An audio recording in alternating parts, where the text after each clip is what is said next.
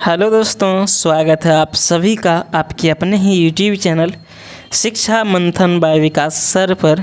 दोस्त, आज इस वीडियो में मैं एक नई स्टोरी, एक इंटरेस्टिंग स्टोरी को लाया हूं, जिसके माध्यम से मैं आप सभी को इंग्लिश के ग्रामर रूल्स को, वोकैब को तथा इंग्लिश प्रोनाउंसिएशंस को बताऊंगा।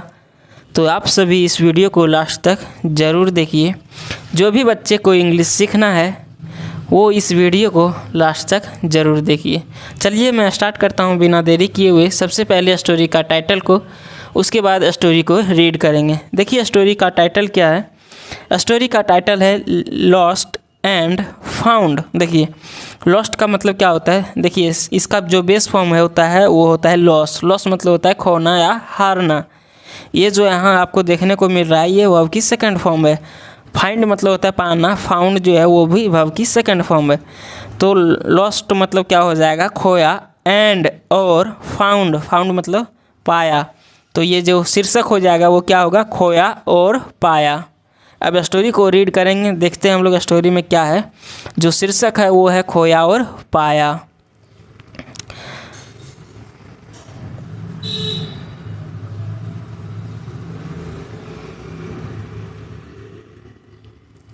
देखिए लिखा हुआ, देखिए लेट्स रीड। इसका मतलब क्या हो जाएगा, लेट्स रीड का मतलब होता है चलो पढ़ना शुरू करते हैं, चलो पढ़ते हैं। क्या हो जाएगा इसका मतलब, चलो पढ़ते हैं। One day when hungry Ikku elephant was wandering around in the forest. देखिए क्या लिखा हुआ, वन डे, वन डे यानी कि एक दिन, व्हेन जब, हंग्री इक्कू एलिफेंट यानी कि भूखा, इक्कू एलिफेंट, हंग्री मतलब होता है भूखा, तो भूखा एलिफेंट भूखा हाथी, वाज वॉन्डरिंग घूम रहा था। देखिए वाज, वाज मतलब था, वॉन्डरिंग देखो जब भी वाज के बाद वर्ब की फोर्थ फॉर्म में आता है तो ये फास्ट कॉन्टिन्यूअस टेंस में हो जाता है। तो घूम रही थी around in the forest. Around मतलब के आसपास। अराउंड मतलब क्या होता है, के आसपास। इन द फॉरेस्ट मतलब जंगल में, जंगल में, जंगल के चारों ओर घूम रहा था। देखिए she found a bunch of fresh juicy carrots. देखिए क्या लिखा हुआ, सी, सी यानी कि वह, फाउंड पाई। देखो सी इसलिए मैं यहाँ, ये एलिफेंट जो है ये फीमेल एलिफेंट है। क्यों फीमेल एलिफेंट है, इसके लिए आया है सी। यदि ही आता तो मेल होता, सी आया है तो फीमेल होगा। सी फाउंड, देखो सी फाउंड उसने पाई, a bunch of fresh. A bunch जो आता है इसके लिए होता है कुछ भी चीज़ जैसे ज़्यादा हो। अ bunch of fresh juicy carrots मतलब फ्रेश मतलब ताज़ी, जूसी यानी कि रसीली, कैरोट्स मतलब गाजर। उसने जो है एक ताज़ी रसीली गाजर के गट्ठर को पाई। देखो बंच मतलब क्या हो जाएगा, गट्ठर हो जाएगा। मतलब देखिए यहाँ आपको दिख रहा होगा हाथी के पास क्या है। देखिए ये जो है ना इसको गट्ठर कहते हैं। क्या कहते हैं, गट्ठर। तो उसने क्या पाई, एक ताज़ी रसीली कैरोट के गट्ठर को पाई। बट इक्कू थॉट, देखिए कि क्या लिखा हुआ, बट, बट यानी कि लेकिन, इक्कू थॉट, थिंक मतलब होता है सोचना, थॉट जो है सो वर्ब की सेकेंड फॉर्म है। और यदि इस प्रकार का सेंटेंस आपको दिखे सब्जेक्ट के बाद वर्ब की सेकेंड फॉर्म, तो ये हो जाता है सिंपल पास्ट टेंस में। तो लेकिन इक्कू सोची, थिंक मतलब होता है सोचना, थॉट जो वर्ब की सेकंड फॉर्म है। लेकिन इक्कू सोची, क्या सोची, दीज आर नॉट माइन। देखिए क्या लिखा हुआ है, दीज, दीज यानी कि ये आर हैं, नॉट माइन मतलब ये मेरे नहीं हैं। ये किसने सोचा, इक्कू ने सोची, क्या सोची कि ये मेरा नहीं है। somebody must be missing a nice dinner। देखिए somebody, somebody मतलब कोई, must be missing मतलब कोई जरूर ही, कोई अवश्य ही मिस कर रहा होगा। a nice dinner, किसको मिस कर रहा होगा, नाइस डिनर का।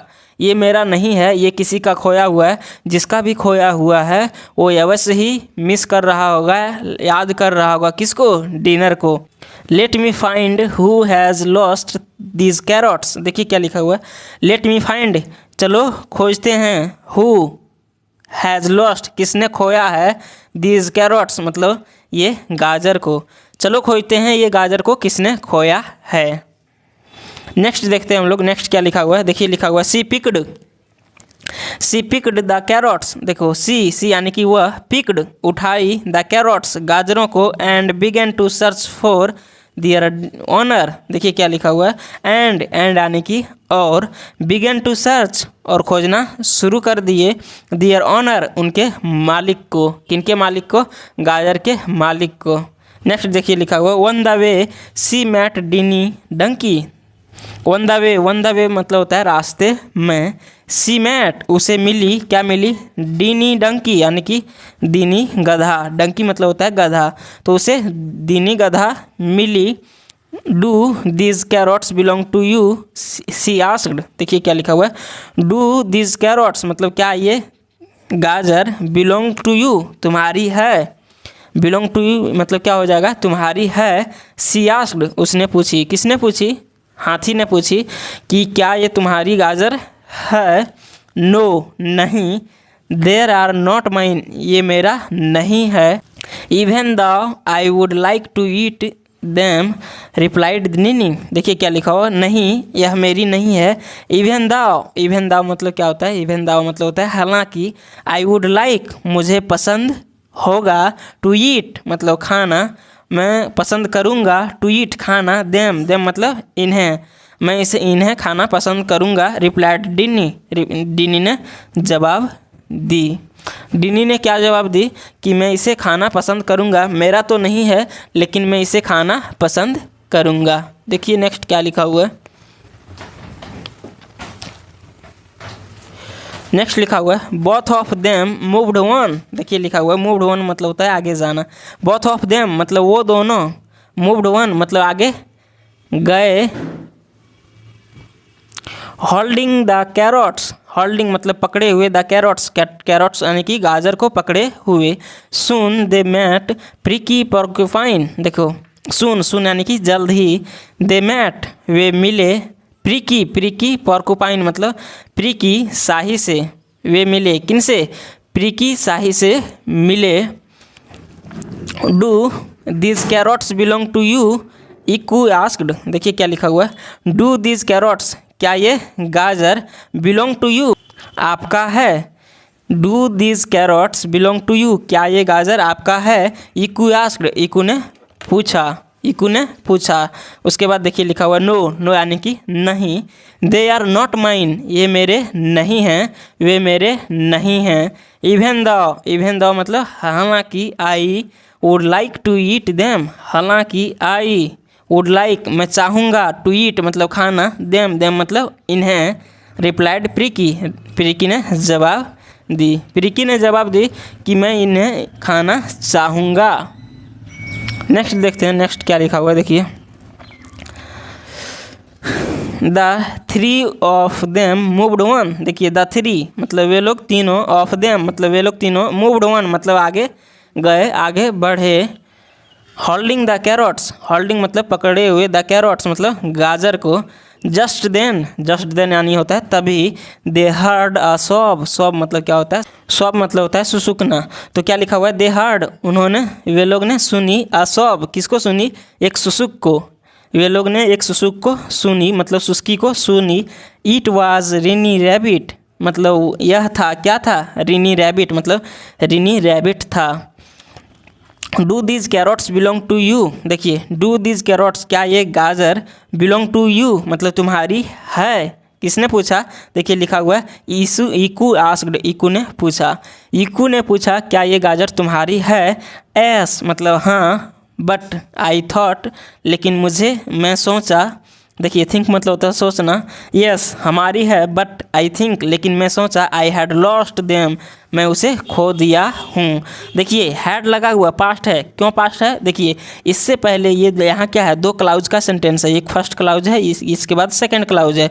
तो ये दो क्लाउज है तो ये फर्स्ट क्लाउज हो गया, ये सेकंड क्लाउज हो गया। यदि फर्स्ट क्लाउज पास्ट होता है तो सेकंड क्लाउज भी पास्ट होता है। तो लिखा हुआ है आई थॉट मैंने सोचा, आई हैड लॉस्ट देम मैं इसे खो दिया हूँ, है ना। My babies are crying with hunger मेरे जो बच्चे हैं वो रो रहे हैं। क्राई मतलब क्या होता है, रो रहे हैं। विद हंगर मतलब किससे, हंगर से यानी कि भूख से। मेरे जो बच्चे हैं वो भूख से रो रहे हैं। रिप्लाइड रिनी ने जवाब दिए।